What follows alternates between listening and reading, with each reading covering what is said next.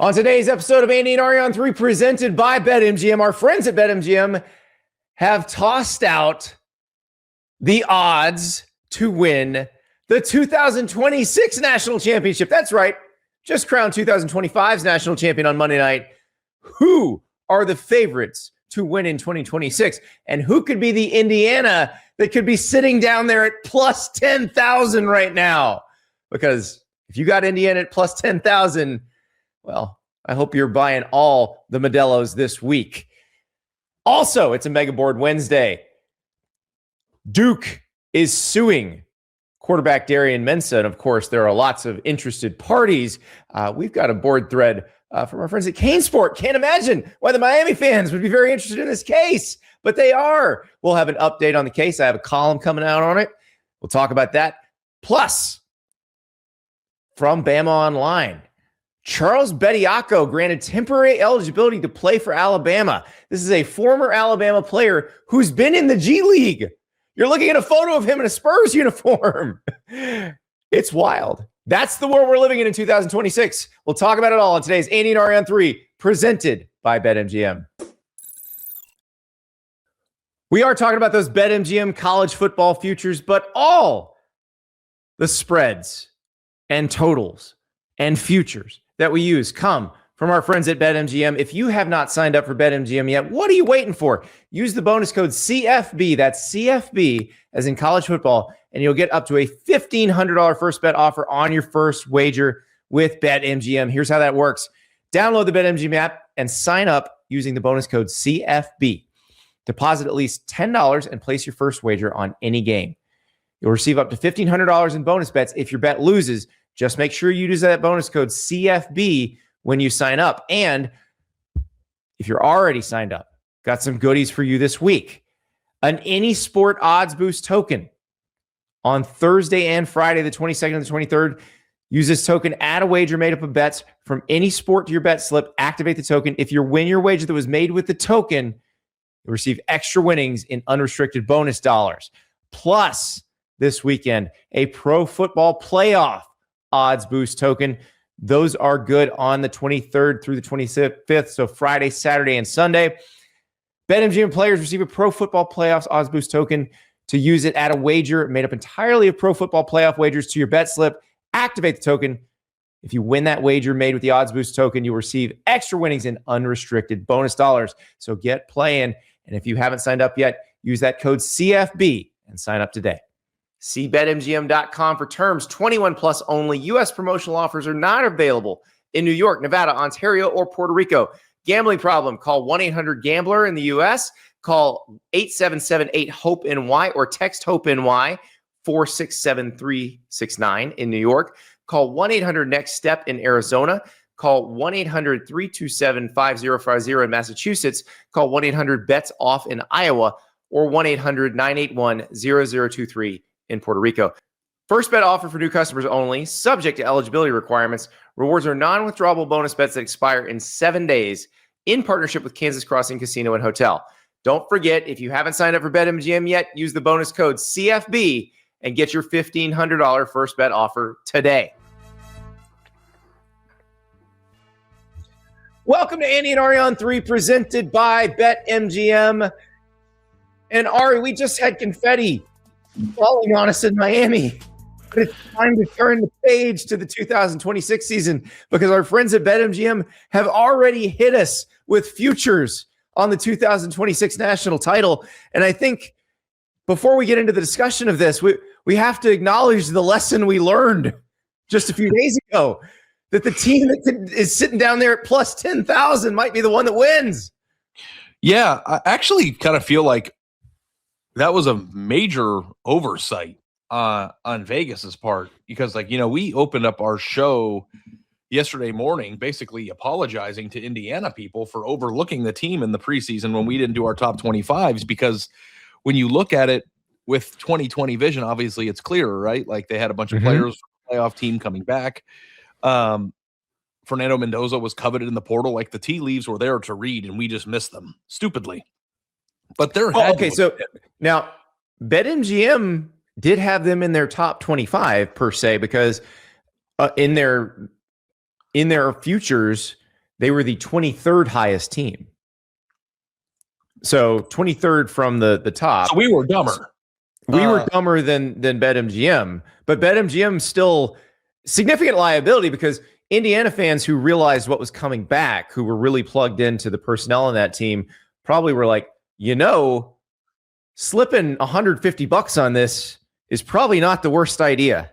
Yeah, and I'm sure people did that. I'm sure people do that every year in for their favorite teams. Like, got friends who bet on the Cleveland Browns win the Super Bowl every year. It's a donation. But like, it is interesting though, because Fernando Mendoza was coveted in the portal and was very good and at least drew attention while at Cal. I don't think that anybody could have imagined that he would win the Heisman and turn into the player that he turned into, the number 1 overall pick.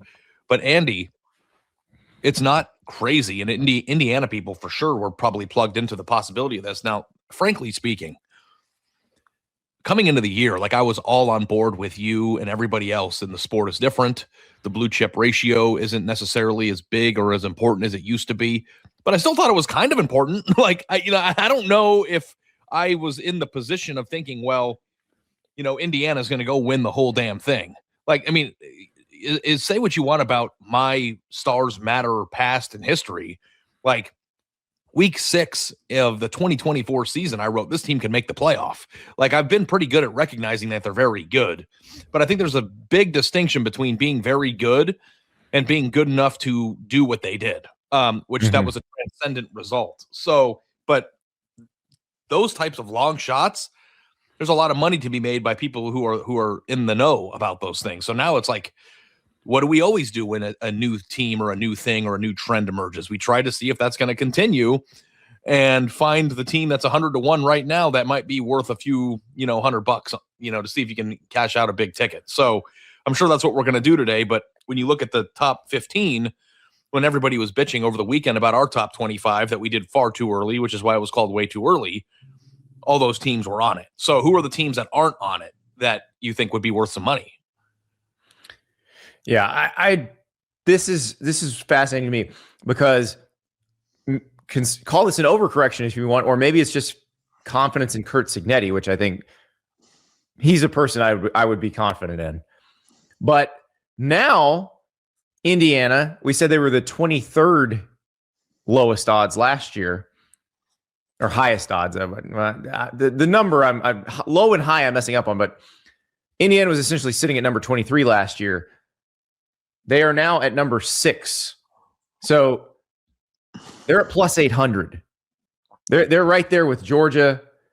They're right there with that. They're above Alabama. They're just below Texas. That's program building right there, right? Indiana's right there. So if you think Indiana's going to win the national title, you're not going to win nearly as much money this time around.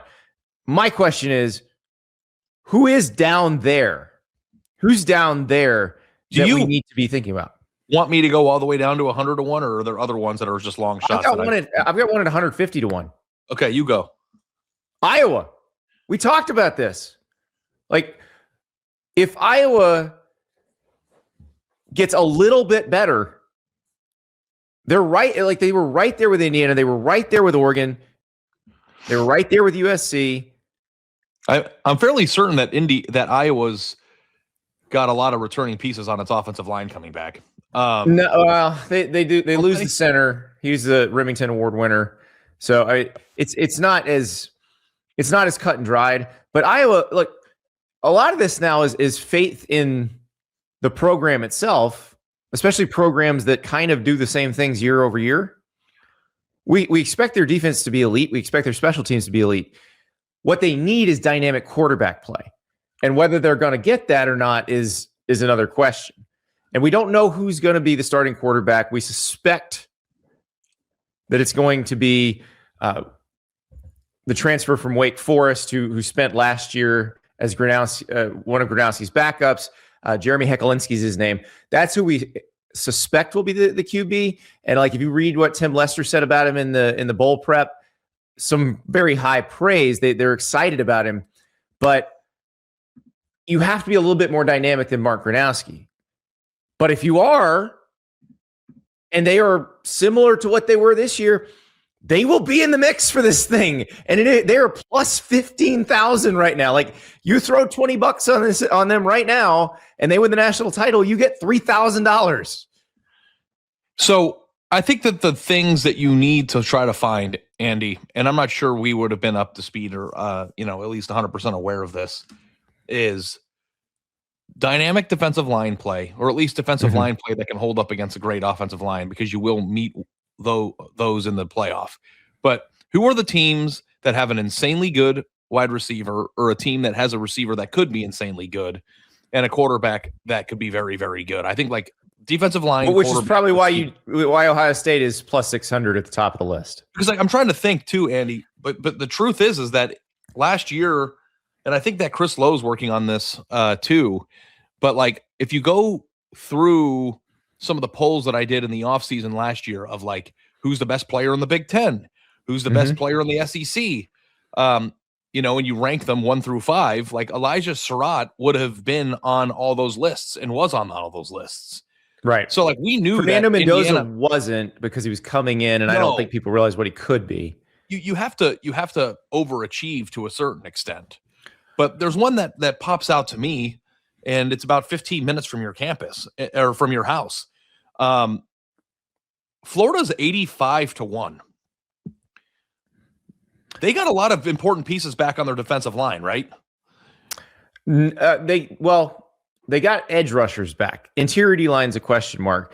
They brought back a lot of their returning offensive linemen who had not played very much, and that really will kind of determine, I think, the success of their season, because from a carrying the ball, catching the ball skill perspective, they feel like they're in a pretty good spot because they got Jaden Baugh back at running back. They kept Dallas Wilson at receiver. They kept Vernell Brown III at receiver. They went and got Eric Singleton at receiver, who has played for Buster Faulkner, the new offensive coordinator, before. Quarterback's going to be Aaron Philo, the Georgia Tech transfer, who was going to succeed Haynes King, or Tramell Jones, who was there at Florida, who like the team seemed to really like. So you're not they look like they're in a good spot. You're not going to pick a 150-1 or an 85-1 dog and not have to suspend belief in some regard. Yeah. Like you're not going to, and I like look at this and it's like they have a head coach that has never been a head coach and not gone to the conference championship game. We don't know who their quarterback is going to be, but they have 2 options. And I think 2 options is good because healthy competition means that you have to pick between 2 people that are fighting their ass off to be the starter. And you have 2 options and 2 potential answers. And I know that people really like Tramell Jones in the locker room, and Philo, of course, there's a familiarity there. And if Faulkner thinks that he can play in the SEC at that level, then his opinion is probably more important than mine. Eric Singleton's a very dynamic player outside. Dallas Wilson, I think, has a chance. Now, he had some injury issues last year, but has a chance. Very limited sample size, but Jaden Baugh, is he the best running back returning in college football next year? He's one of the top 3, probably, if not the best one. And I assume that they'll do a pretty good job with their interior defensive line. I don't know if that's a stupid assumption, but good edge rushers, good skill talent, like, and a good, we don't know who the next great coach is going to be, but who's to say it's not John Summerall? Like I like them, and I'm not going to go into Florida's going to win the SEC mode like I did last July. I know that annoyed a lot of people because I had DJ Lagway mania. But if you actually look at the pieces that they have in place, if they hit on the portal on 2 or 3 guys that we're not considering yet, considering the fact the portal is just now happening and closed, you could conceivably see Florida at 9-1 at some point and a really good chance to do it. Yeah, and that's the other part of this, the portal guys that we're not considering, because we were not considering Fernando Mendoza this time last year. I think, like specifically with Indiana, we're going to give Josh Hoover the benefit of the doubt going into this season. Now, that's probably a lot of extra pressure on Josh Hoover, but we also knew Josh Hoover was a pretty good quarterback at TCU. I think Fernando Mendoza had less of a resume than Hoover does. But yeah, that's the question. Who is going to make that big jump? LSU, not nearly as big of an underdog in this situation as Florida. LSU's at plus 1,500. So that's a vote of confidence in Lane Kiffin. It's a vote of confidence in Sam Leavitt. But, if everything clicks at LSU, they could definitely win the national title. Yeah. Is there anybody else down in the dumps? Well, let me explain the Iowa one, because I think there's probably people going, well, why them and not somebody else? The reason I picked Iowa is they have them on the same line as Pittsburgh and Oklahoma State at plus 15,000. Those are not the same things. And I know Eric Morris is coming in at Oklahoma State. Drew Mestamaker's coming in. Like, they are going to be a lot better than they were. They're going to make a dramatic improvement that I feel extremely confident saying. They will be light years better than they were last year. But I don't think Iowa, Pitt, and Oklahoma State are the same at all. I think Iowa is a cut above that group. Iowa is below Florida State. Florida State's at plus 10,000. Iowa's better than Florida State. Mm-hmm. I feel confident saying that right now because of what we've seen from Kirk Ferentz and what we've seen from Florida State. Yeah. I got a few more. Maybe you can walk me through this. I'm not like, I don't feel like I have 100% grasp on everyone's personnel just yet. No, but nobody does because we don't know. But Washington is 200 to 1. And wow. What I do know is that Washington is typically a pretty good team. Correct. Washington also has a quarterback that was making headlines a week and a half ago for maybe potentially being worth $6 million. We're actually going to talk about him when we talk about Darian Mensah and Duke later in the show. Damon Williams figures into that. Jed Fish is a really good coach. So I don't know, that's kind of more of a shot in the dark than anything. But those are really it's belief in coach and quarterback more than anything else, I think. Yeah, that's what that is. But belief in coach and quarterback is enough, I think, right now. Yeah, it just especially that one kind of stood out to me. Yeah, especially when it's 200 to 1. I mean, that's insane. Yeah, that team won 9 games last year. Got another one. Okay. This one might make people upset in Happy Valley, but what about Virginia Tech? Virginia Tech did a lot of work in the portal. They have a coach who consistently wins 10 games.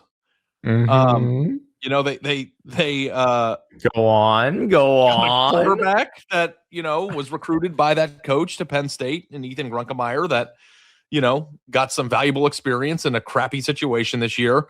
Like, Virginia Tech strikes me as a place where the everybody love everybody thing could happen. So, like, again, shot in the dark, 250 to 1. That's incredible. I mean, we're talking about lottery ticket here. Here's the other thing too. And let's not have a, well, they're in the ACC. We just watched an ACC team with the ball and a chance to win the national title in the fourth quarter the other night. Yeah. Virginia Tech is on the same line as Duke, who just lost their quarterback, Houston, Kentucky, Louisville, Cincinnati, and Baylor. Now, can I Maryland. Can I push back slightly, just a tad? Of course, yeah. I mean, I'm looking at their schedule now. We don't have exact dates for this yet because the ACC hasn't announced them. But this is on Virginia Tech's schedule: at Miami, at Cal, because that trips to Cal are gonna suck with JKS still there. At Clemson, which I don't know if that means anything anymore, but it used to. At SMU. So if they get through it, they got to earn it. Sounds like a quite the opportunity to get quality wins and have some ability to stumble and get back up off the mat. And like, if you're gonna poke holes on my 250 to 1 national champ, like, what are we doing?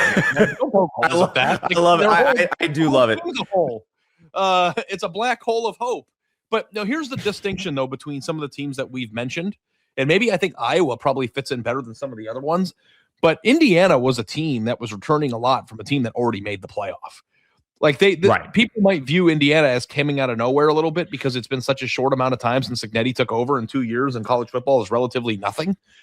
But Indiana like already proved that it could win and be a machine to a certain extent. Like we forget, but last year, before they won the national championship, they still beat the crap out of just about everybody on their roster or on their schedule.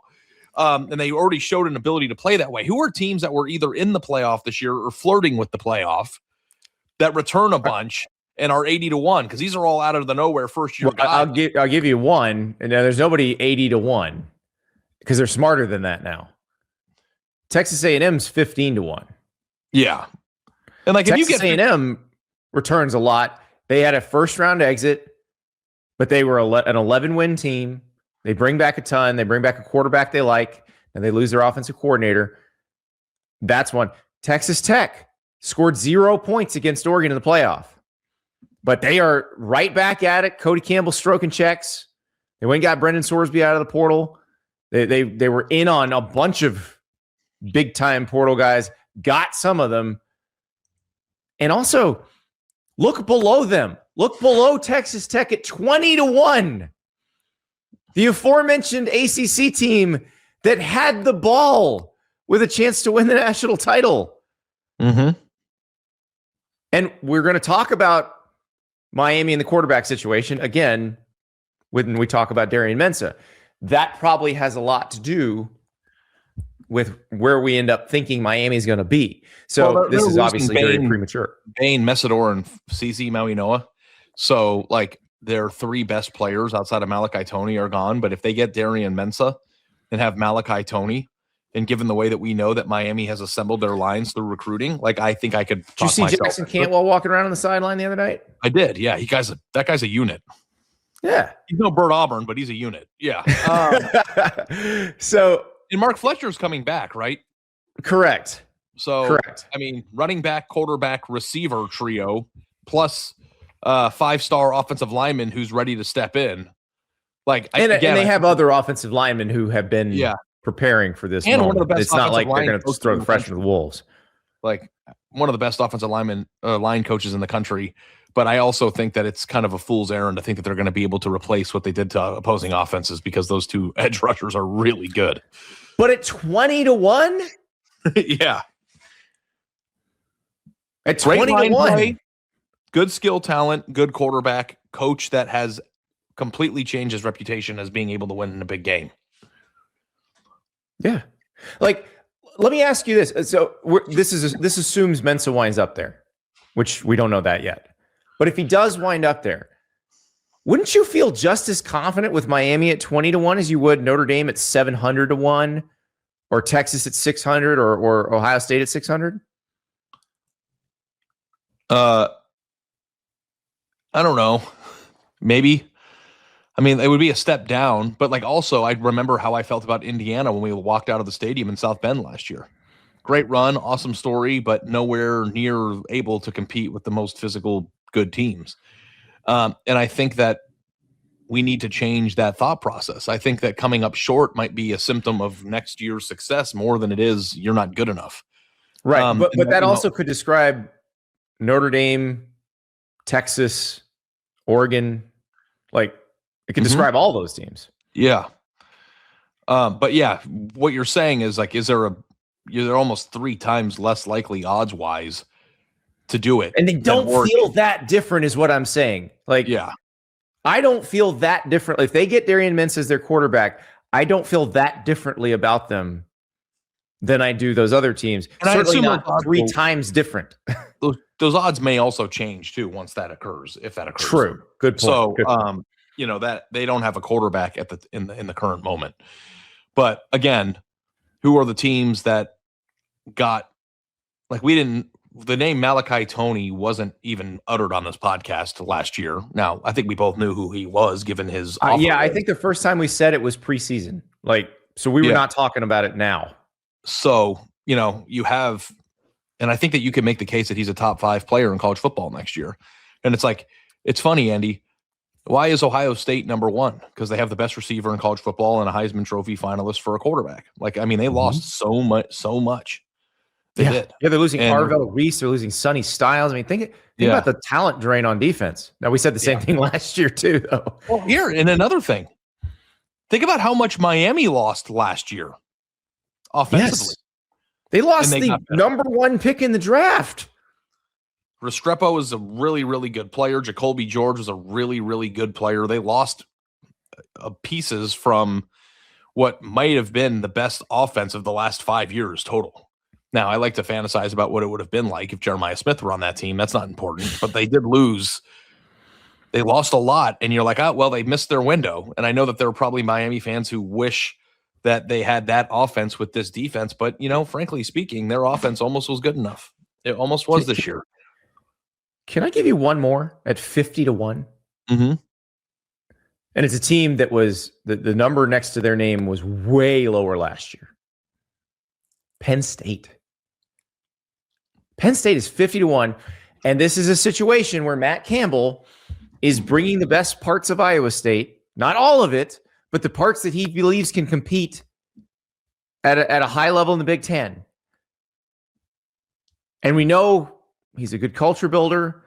We know that he tends to win despite a high degree of difficulty, that he's been playing with less talent than other teams, and now he's going to have equal or more talent in a lot of cases. Does that not feel a little bit like Cignetti moving to Indiana, except with better players initially? Yeah, like trying to spot who is going to be the next great, sexy national coach. And like for a while there, Matt Campbell was on those lists. Like Bruce Feldman and Stuart Mandel do lists every offseason of the best 25 coaches in America. And I think we did that one last year too, because it's the offseason and who doesn't like talking about those things. But Matt Campbell was a top 15 coach, I think, on those lists for 5 years straight at one point. And I think part of the thing that obviously has stopped him from becoming, the most in vogue or the most talked about or the most visible is where he was. I mean, if he gets those types of results, or if he punches above his weight class at the same clip at Penn State that he did that's winning the national title. Yeah, so, he took Iowa State to the Big 12 championship game. The Penn State equivalent of that is winning the national championship. Yeah. So, I know they lost pieces in the portal, and I know they brought some from Iowa State, and you do make that really compelling case of he knows who his best players are, the ones that can play at the highest level, and if he brought the right guys and then mixed them in with some of the players that were recruited to Penn State, that's a good recipe for what could be a hearty soup next year. So, 50-1. Andy, one of these teams that we just named is going to be really good. At least one, possibly more. Yeah. Yeah. This is the thing. And like, we're going to talk about Darian Mensah in a second. Like, I think the way things are trending, it seems like he's going to wind up leaving Duke. But if he doesn't, Duke's 250-1 and they won the ACC this year. Mm-hmm. I'm just saying. Keep an eye on it. Keep an eye on it.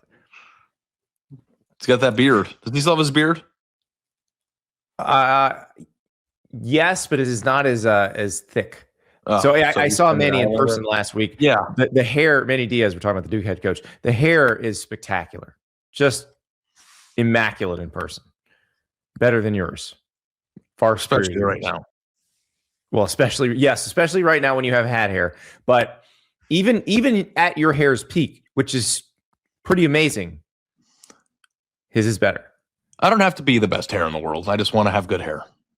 And I think I do. You do have good hair. We do have the best beer in the world, though. Our friends at Modelo, the absolute best beer in the world. And we had a blast with Modelo on Saturday in Miami Beach. Our friend Karen, who came and rocked her custom Hoosiers Modelo jersey. I wonder if she's wearing it to the game on Monday night. She lifelong Indiana fan, rooting for the team forever, retired teacher. Unbelievable story. But that's a full-time fan. You guys are all full-time fans. You deserve Modelo for a great season of being full-time fans. But because we're all full-time fans, we don't stop talking about college football just because it's the off season. We just start getting ready for next season. And that's what we're doing right now. So crack a Modelo, check out those way too early polls, argue about them, yell about them, and get ready because your team has all the hope in the world right now. And so you're a full-time fan, celebrate the hope for your team with a Modelo. Okay, Ari. Now, the hopes of two teams now resting on maybe what a judge will do, maybe what some lawyers will agree to. It is Megaboard Wednesday, and of course, one topic is, I actually saw this topic on multiple message boards. This one was pretty much all over the place. We'll use the thread from Kane Sport because the Miami site definitely will have keen interest in this. So 98 Storm Surge puts this up with the headline, Duke sues quarterback Darian Mensah. Why is Duke suing Darian Mensah? Because on Friday, Mensah told Manny Diaz and company that he would like to enter the transfer portal. And the presumption is he will head to Miami if he does wind up transferring. So on Monday night, Duke sued Darian Mensah in Durham County Court in North Carolina. And basically they were asking a judge for a temporary restraining order that would keep Mensah from transferring, that would keep Duke from having to enter Mensah in the transfer portal. Now, what the judge ruled was that Duke can't stop from entering him in the transfer portal, that he didn't grant that part of the restraining order, but he did grant another part of it, which says that Darian Mensah cannot enroll in another school or join another college football team until after the result of a hearing on an injunction. And so the hearing for that injunction is scheduled for February 2nd. They are trying to get it moved up. Darian Mensah's lawyer, Darren Heitner, is trying to get that moved up so that they can do it faster. And they're going to argue this out. Really interesting case, because in the lawsuit, in the petition for the injunction, Duke included the contract. Now, the dollar figures aren't in there. It's reportedly worth $4 million a year, but it's a 2-year deal that he agreed to after he transferred from Tulane. So he served out 1 year of it. Now he's on the second year. And basically, it's not like a coach's contract, Ari. So you know how the coach's contracts work, where we look at them, we're like, okay, if this guy gets fired, they owe him $38 million. If he decides to go to another school, he has to pay them $5 million. Mm-hmm. Those don't exist on most of these player contracts. So that's where people get confused. Like, what's the buyout? According to Duke, in its contract, there's no buyout because him breaching the contract would cause irreparable harm. I'm using the quote from the contract. The phrase they use is irreparable harm. Like, there is no solution according to them based on the contract. So now we all know there's always a dollar figure, but they're not at that point yet. It's the point in time, too. I think that it's easier to prove now, right? Right. As long as Duke doesn't sign another transfer quarterback right now. Like, if they signed a transfer quarterback between now and the hearing, something tells me that Mensah's people would feel like they could use that to their advantage. Yeah. Well, I think I saw somewhere that aren't they hosting San Jose's State's quarterback transfer? I think I saw that. Yeah, I believe they have to look at those guys right now. Yeah. Pete Nakos just tweeted out an hour ago. Duke has emerged from the school to watch for San Jose State transfer Walker Eggett. Okay, I wasn't sure if Pete had actually sent that out yet. Yes, he did. Behind the curtain. Okay. Yeah, a little Pete behind the curtain. And then, sorry if you were for a second, you're like, oh, God, we're going to have to edit that out. No, I saw it on Twitter. Yeah. So, and I wonder if that one of those where when I talk to Pete about some stuff that's maybe coming out, and I don't know exactly when it's coming out, I got to be a little careful, but that's out. So I think that's something that Darian Mensah's people will probably try to use to their advantage by saying, well, it's not irreparable harm because you get this guy. What Duke would argue is that's not the same thing. Yeah. Well, Darian Mensah is a top 10 quarterback in college football is what they would argue. I wonder too, depending on how long it's drawn out, if Duke were not able to function the way it wants to from a talent acquisition standpoint, they could be in a worse place if they lose whatever hearings, injunctions, or whatever the word is, by not being able to replace him. And then they might go into a situation where they don't have a quarterback at all. So I wonder, like, how far can you actually go with this with this legal action, because if you can't I think guarantee you have you're to going keep moving as if you're going to play without Darian Mensah. And then right. now this is somewhat similar to the Damon Williams Jr. thing. And I think that's so. Let's answer the common questions that we're getting from fans, because I think that's the easiest thing to do. Because this is one of those things where in the real world, when it meets college football fantasy land, people get confused, and understandably so, because it's different. So why could he just leave when he has a contract? Like in the NFL, you can't just leave. Well, there's no standard contract. The contracts aren't collectively bargained. So there are contracts with these players where their agents or their attorneys might say, you know what, that feels kind of vulnerable. You might be able to get out. The Damon Williams case was similar to this in that Damon Williams decided shortly into the portal period, hey, I do want to enter the portal. He had already signed a deal with Washington, I believe 4 days before he decided to enter the portal. And Washington never ended up suing him. But Washington made very clear that it would try to enforce the contract if he left. I've not seen that contract. There was no legal action, so they didn't make an exhibit in the lawsuit. I have talked to people who have seen it. And the reason Damon Williams is still at Washington is Washington used a contract written by the Big Ten's attorneys that the Big Ten schools all use. That is maybe a stronger contract than the one Darian Mensah signed with Duke. We'll find out.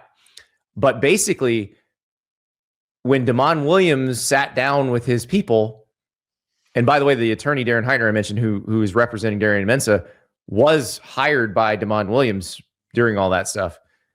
But when Damon Williams sat down with all his people, they came to the conclusion that the juice was not worth the squeeze.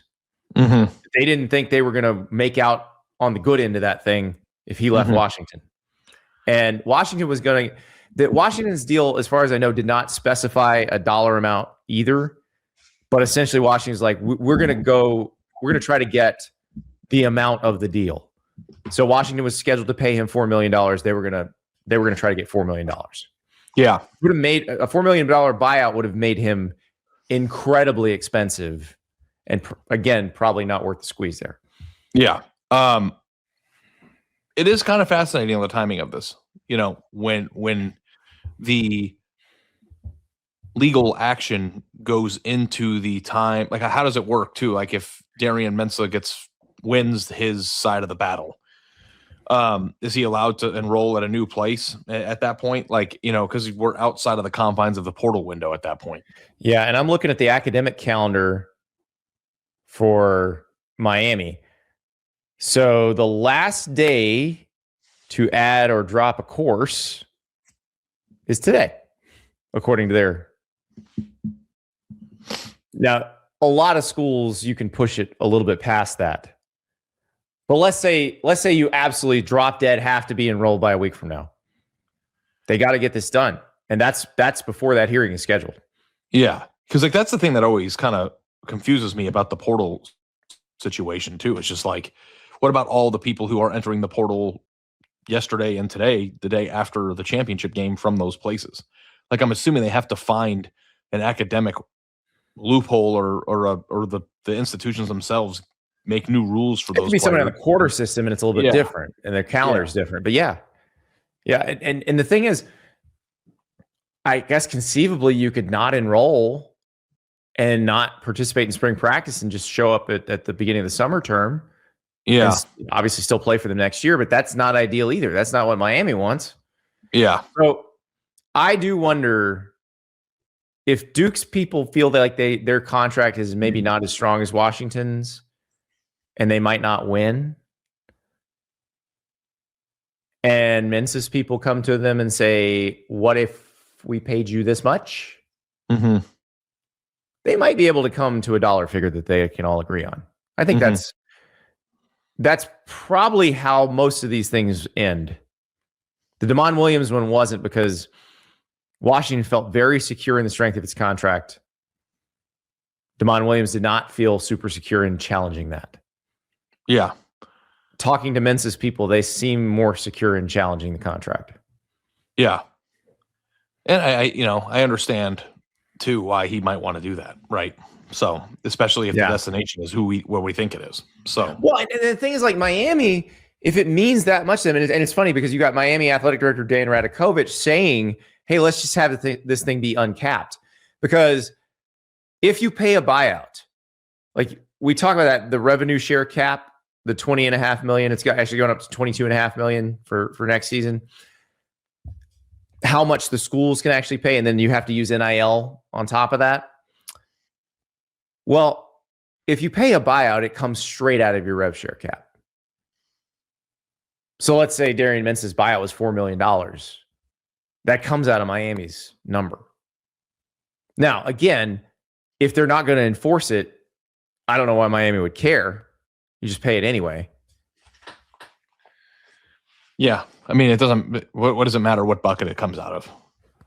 I'm still not. It does matter if it's actually enforced. If it's enforced in a way where you get that amount subtracted for the following year, or you get double that amount subtracted for the following year for violating something like that, that would be different. But we don't yet know if the College Sports Commission, which is the group that the conference has created to deal with this stuff, we don't yet know if they're going to enforce anything, or if they try to enforce something in school, just going to sue them. I mean, is anybody actually spending $22.5 million on the dot? No.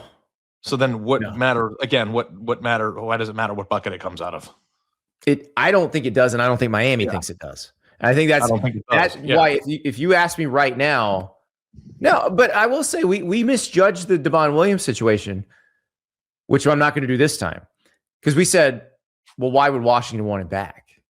He can't go back. Well, yeah, he's the best possible quarterback, so he went back. Yeah, and they took him back. So I'm not going to say that this time. I'm not going to say, because you saw there were Duke players tweeting shade at Darian Mensah over the weekend, understandably so. And I can't imagine that the Washington players were happy with Williams. That's you're going to have to deal with that. Yeah, if you want him back. We've learned that, so I'm not going to assume anything like that. I assume they will take him back if that's what it comes to. But I am leaning in this case toward he winds up finding a way to Miami with some financial restitution being paid to Duke. Yeah. Because that is how a lot of these things get solved. Yeah.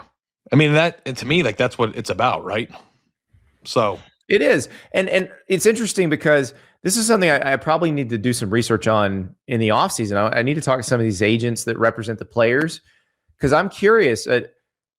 I'd like to ask them, why don't you just put a number in there to break the deal like the coaches' agents do? I'm sure they probably will now.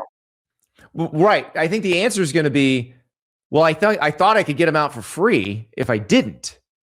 Yeah. But if the schools and the conferences are getting better at writing these deals, like, and honestly, a lot of players in the portal wouldn't command or wouldn't have the leverage to be able to say, I want you to put in a clause that allows me to break the deal for X dollars. But a big quarterback like Darian Mensah absolutely would. He would have multiple suitors, and basically the agent would say, listen, we're not signing any deal that does not include. I mean, the truth is for the premium players, the premium players are always the ones with the leverage. The schools are the desperate. Correct. Ones. Always. Yeah. And I know that there was like this picture painted that the portal had 10,000 people in it, only 8,000 people, found a new home. And I understand that, like, it's not always the best, route for a lot of players that enter the portal. A lot of people get bad advice. A lot of people find themselves in worse off situations. And I get that. But for the premium players, which are the ones that you're going to see lawsuits over, the school is always more desperate to have them than they are desperate to be there. Right. And whatever it takes to be written to those contracts in order to get that player for 1 year will be done. Now, I think that the bigger issue here, Andy, more than anything, is are we going to get to a point in college football where signing a deal or anticipating having the same player for more than 1 year is just not a good business plan anymore?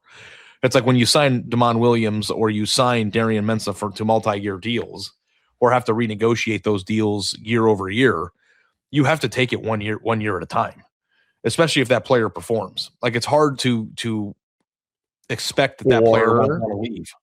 Or you can both negotiate. All it has to do is, because that's what everybody's like, well, you got to go to collective bargaining. And I still think they could solve a lot of their problems with rules with collective bargaining. And we'll talk about that when we talk about Charles Bediako and eligibility next. But I also think there's a way to do this without anything changing, without any congressional law, without any CBA.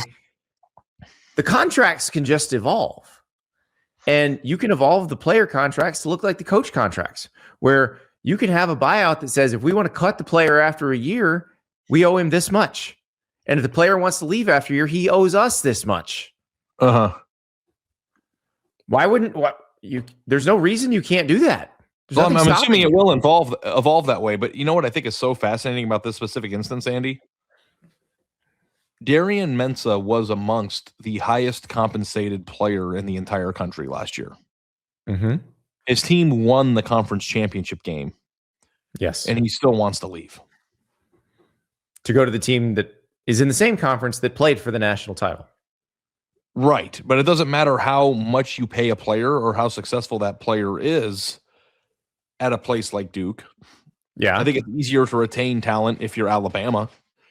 It's easier to retain talent if you write a better contract. Write a contract they can't wiggle out of. Yeah. Well, and year over year too. Yeah. You know, if you are offering the most money, that should be good. But when you have a good player, there's always going to be a team. Like, there is no question that Miami is just as desperate, if not more desperate, to land Darian Mensah than Duke is to retain him. I would argue they're more desperate. Yeah, I think you're right. Especially having tasted what they just got done tasting. Right. And Emory Williams just topped in the portal. That was the quarterback who backed up Cam Ward and Carson Beck and was waiting his turn and thought, oh, this is going to be my chance. And then it becomes very clear over the last few weeks that they were going to go get a transfer portal quarterback. So obviously when the portal opened for the Miami players, he was hopping in. Yeah. So we'll see how it goes. But I hope that at least these lawsuits are helping people write better contracts so that it's not some circus every offseason. Well, and it's both sides. Like, the school needs to do them differently, and the player agents need to do them differently. Like, the player agents don't need to go into this thing thinking, well, we'll just sneak them out the back door and then we'll deal with whatever legal issues later, because that's going to get somebody snared if you're not careful. Andy, just put a number in there. My contract at On3 is nowhere near $4.5 million. It's not even in the same ballpark world. Right.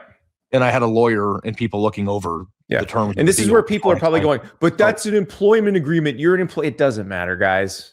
But I'm just saying, like, did it not occur to anybody on Duke's side of things that when you're paying somebody $4.5 million that you should write a contract that can't be challenged in terms of leaving? Like, did this? I mean, they thought they had. Yeah. But they didn't specifically say enrolling in another school would breach the contract, which is what the Big Ten did, because the Big Ten learned it the hard way. When Xavier Lucas left Wisconsin, and Wisconsin wouldn't put him in the transfer portal, and he's like, okay, don't care, withdrawing and enrolling in Miami. And they had no recourse. Like, you'll notice, like, Wisconsin sued Miami. Nobody ever took legal action against Xavier Lucas himself. Yeah. If DeMond Williams had left Washington, the legal action would have been against DeMond Williams. So they learned their lesson. So that's what those are the lessons you should take. And the player agents take this lesson.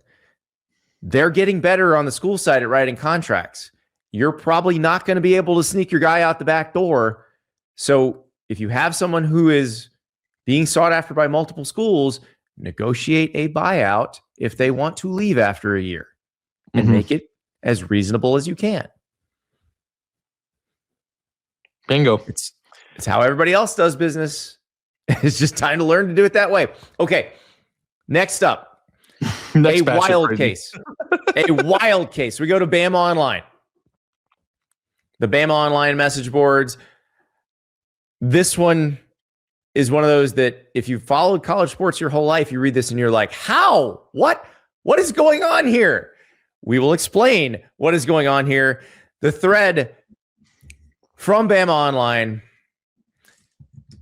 the Bama Online Roundtable from Blake Byler. Charles Bediako granted temporary eligibility to play for Alabama basketball. We are going to do quite a bit of basketball in this show, so get ready for that, because we got to get you ready for March Madness. But this is just madness, because there's a picture of Charles Bediako on the screen if you're watching on the YouTube version.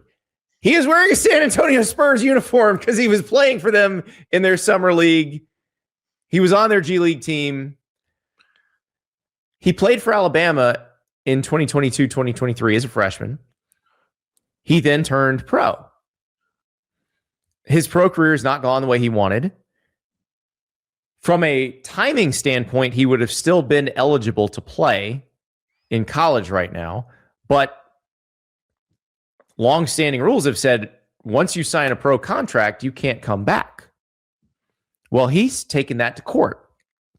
And a judge on Wednesday said he can have a temporary restraining order that allows him to join the Alabama basketball team for 10 days until a hearing for a preliminary injunction is held on January 27th. Or until the hearing is held. So the hearing is set for January 27th. So I believe Alabama plays Tennessee in that time. I think that's the only game scheduled. I don't know what the hell's going to happen here, Ari, because this is like a bedrock college rule. Like, you go pro, you're not supposed to be able to come back. It's not just going and joining the team. Was he in college the whole time? No. So he just joined because the semester is just starting. He re-enrolled in college? Yeah. I believe he's been enrolled since the fall. I'm not sure about that. This is the last season of his eligibility clock. So he wouldn't be able to play theoretically past March or April, however far Alabama goes.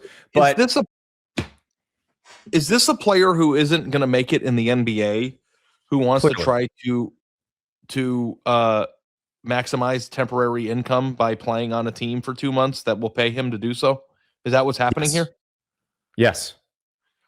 And we've seen it with other players who've been with G League Ignite, which is sort of the prep school G League, basically.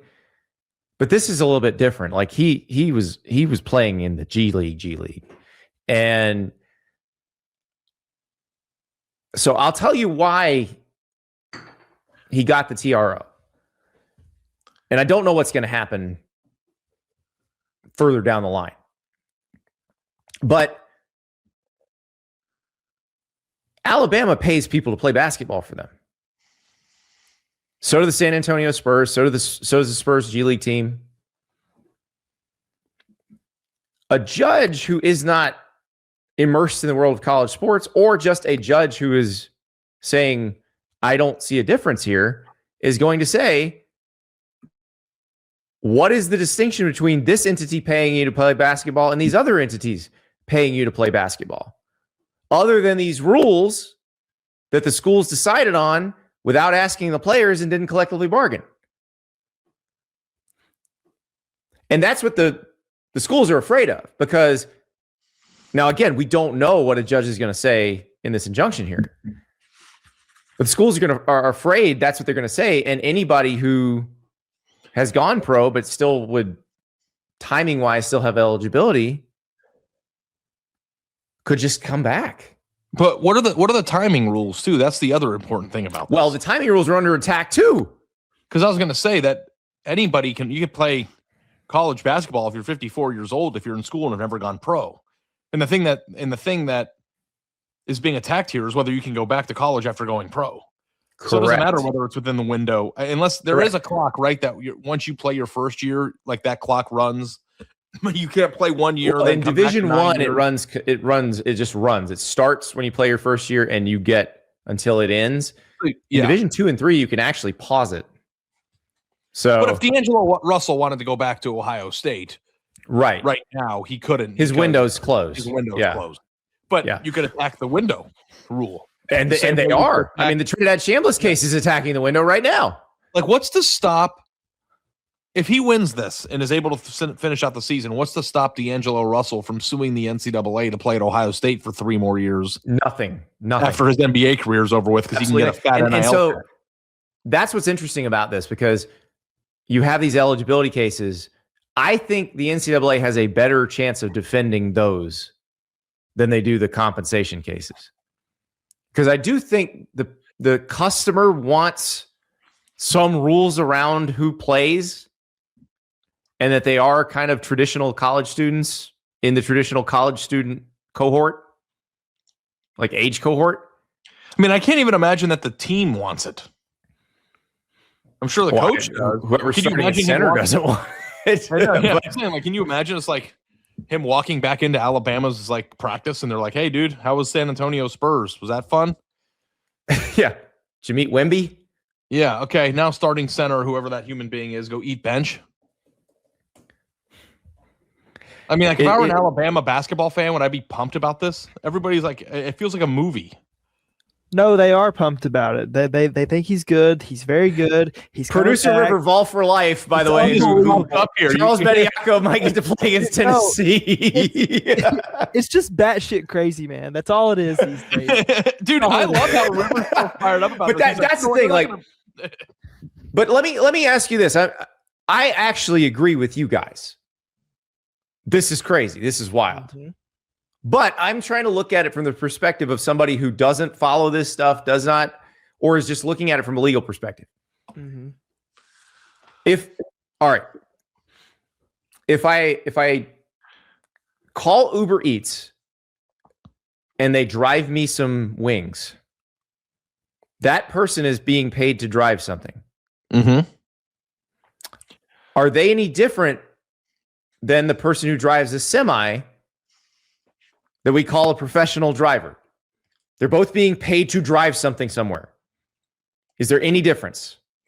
I think that there would be a small difference, which is you have to be qualified in order to operate. You have to have the CDL license. Okay.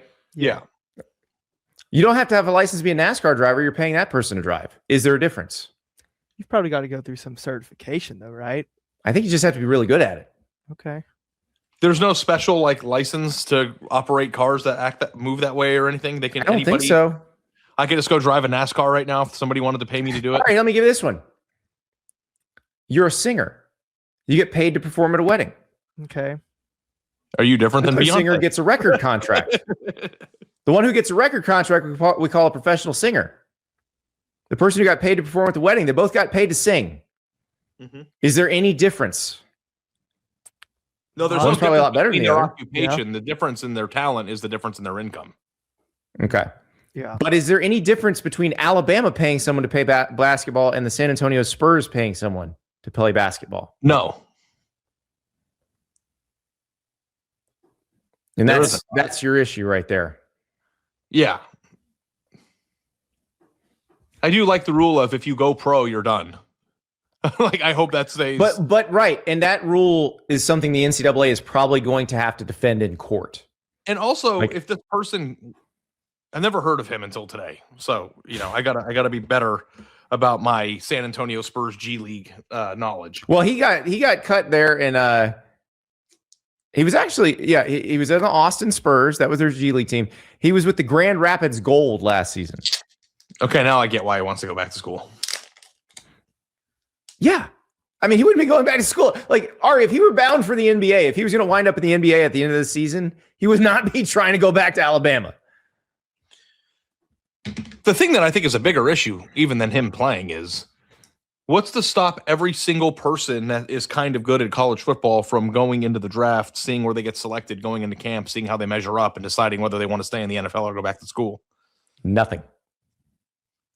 And that's the thing. They'll have to defend that rule in court. Now, once again, I know I sound like a broken record. If you do a CBA that you negotiate with the players, you can create eligibility rules that everybody has to follow, and they can't sue you. So basically, the NCAA is a house. We're renovating it, and certain walls have to get knocked down in order to finish the completion of it. No, but I will say this, because I've said the same thing about the CBA, but I will say this. I think the NCAA can win this. I think if they wanted to fight all the way to the top, which I don't know if that would be the Supreme Court or if it would, the circuit court would rule and the Supreme Court wouldn't even take the case. But I think the NCAA could win because I think most consumers of the product want there to be some eligibility rules. I don't think they cared that much about whether they got paid or how much they got paid. I do think people care about this. And I do think people care about the distinction between the NBA and its minor leagues and college basketball. I think they could win this. I don't know if they would win this, but I think they could win this. Guess we'll see. I don't know. Yeah, I don't know. Everything that I think feels like impedes on someone's ability to make more money is a problem, no matter what it's designed around. It's tough if you have a group of alleged competitors that get together to create rules that essentially price fix the labor market, which is what's been happening there. You're going to have a hard time in court. But I do like antitrust rules do allow for what are called pro-competitive justifications, where the college sports market that they are putting out a product that competes with other sporting, entities in the marketplace. And one of their features of the product is their college students playing them, like traditional college students playing them. So again, that's where I think the schools might win this one. Yeah. I don't know. I'm fascinated to watch where this goes because if this dude is allowed to play, yeah, there will be a lot more situations like this. So it's wild. It's wild. Dude, who we are showing a picture of in San Antonio Spurs jersey might be able to play for Alabama. I would practice my Spurs stuff just to show up my teammates. Like, here's what I learned. Yeah, I hope he drops 70 on Tennessee on Saturday just to mess with River. But No, you don't. No, you don't. Well, I mean, if he's not, he only averaged 6.7 points as a freshman at Alabama. Yeah, here's the actual. He's not dominant by any stretch. SEC championship team. He played good. If you go to the G League and it doesn't work out for you, and you're cut, and you're not able to even make an NBA roster, there's a really good chance you're still not the best player on the court. Right. Probably a. Right, and that might be what his lawyers would argue is that he's not appreciably better, but Alabama wouldn't be inserting him onto the team in the middle of the season if they didn't think he was a better option than what they were playing. Yeah. Nate Oates is not a bad coach. Like, Nate Oates is a very good coach. If he thinks he's good enough and he's doing this, which you would think is quite disruptive, he's doing it for a reason. I would like to see Nate Oates' personal text messages right now, just to see what his colleagues are saying to him. That'd be embarrassing. He's probably getting buried. Yeah. But you know what? It's copycat business still. Yeah. They're all going to be texting their G League guys. Hey, we might be able to give you a raise. I would do it in March, though, so that 10-day period gets you through 2 weekends of the tournament. Producer River points out that Rick Barnes, the Tennessee coach, has a press conference. We may have to play a clip or two of that on the show. Yeah. I can't wait to hear what he has to say. Well, I mean, it's basketball, but it does pertain to the college football, so we should be. 100%. Yeah. I mean, this could affect college football as well. But this is one that, like, I do think even people who are pay the players whatever you want to pay them, let them move around. This is one where people go, wait a second. All right, we've had enough of this. Yeah. Yeah. Whoa. I think that in this specific case, the fact that there's a picture of him in a Spurs uniform makes it worse. So every single time. Like if he was just wearing every time the picture pops up, I'm like, what? If he was wearing a foreign pro basketball jersey or something, it would have been like, okay, well, and whatever. That's so, but like, yeah. We like to do our homework on this show, and I wanted to make sure I was pronouncing Charles Bediako's name properly. The way I found out how to pronounce it properly was watching a YouTube clip of an NBA Summer League game where he is literally in a Spurs uniform playing against the Thunder. Oh, there's a picture from the game. There it is. Loves patch and Unbelievable. Yeah. Wild Listen, times. we told you the season would end. The topics wouldn't stop. We were not lying. Yeah. We were not lying. Tomorrow, dear Andy, dear Ari, you know how the end of the week goes. We love Ricky your Williams questions. is trying to come back to play at Texas. Yeah, exactly. Sorry, that's tomorrow. Johnny Manziel is coming back to A&M. That'd be wild. Andy Staples on3@gmail.com. Ari.wasserman @on3.com. Feel free to ask your questions. I feel like we've given you lots to ask about today, but there's so much to talk about right now. It is still crazy, even though the games have concluded. We will talk to you again tomorrow.